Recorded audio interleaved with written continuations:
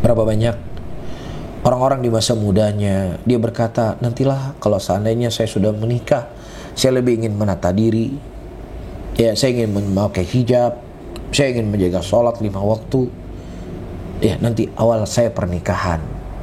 Ketika dia sudah menikah, ya tunggu dulu lah, biar bulan madunya selesai dulu, biar senang-senangnya habis dulu, ya nanti saya baru fokus.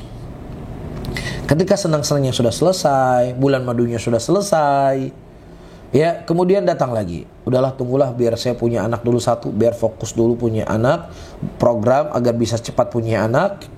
Ya selesai saya punya anak, ya saya mulai fokus dengan kebajikan. Setelah punya anak, lain lagi nanti digoda sama syaitan. Tunggulah sampai anak saya besar, saya didik dulu anak saya, ya supaya saya bisa lebih fokus nanti dengan istiqomahnya. Subhanallah. Setelah dia punya anak sekian orang, tunggulah nanti kalau anak saya sudah menikah dulu. Tunggulah nanti kalau seandainya saya sudah punya cucu.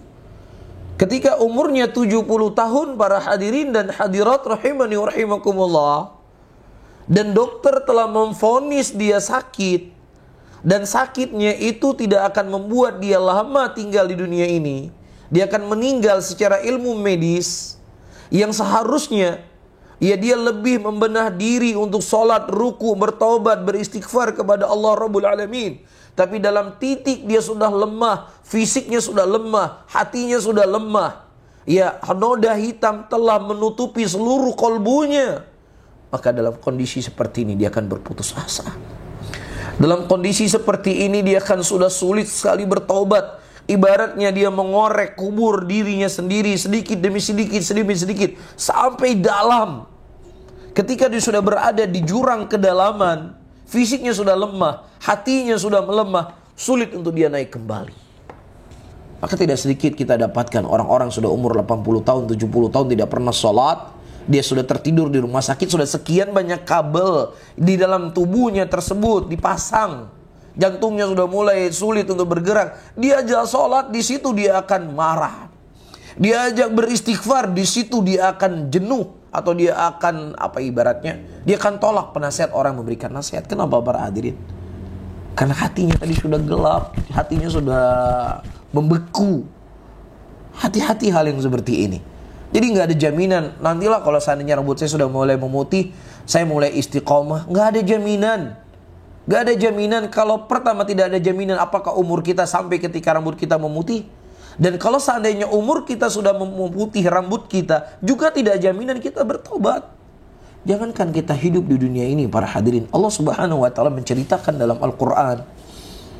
Ya, orang-orang yang telah melihat azab kubur, telah melihat merasakan gelapnya kubur, telah merasakan dihimpit dalam kubur.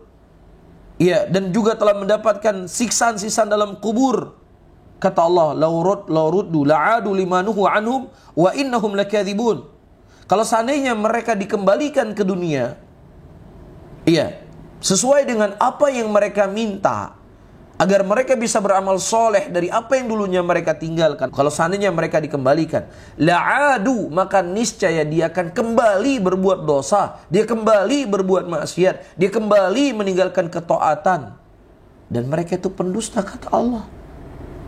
Ya, apalagi cuma menunggu umur nanti kalau sudah tua, apalagi menunggu nanti kalau sudah punya cucu. Dia sudah melihat kubur, sudah melihat azab kubur, nggak ada jaminan kalau dia hidup kembali ke dunia, dia akan beramal soleh. Oleh karena itu tidak ada sesuatu yang paling untuk kita jaga lebih daripada menjaga kolbu kita para hadirin dan hadirat. Karena ketika kolbu kita sudah mengeras, sulit sekali kita akan menerima kebaikan, sulit sekali kita untuk melakukan kebajikan.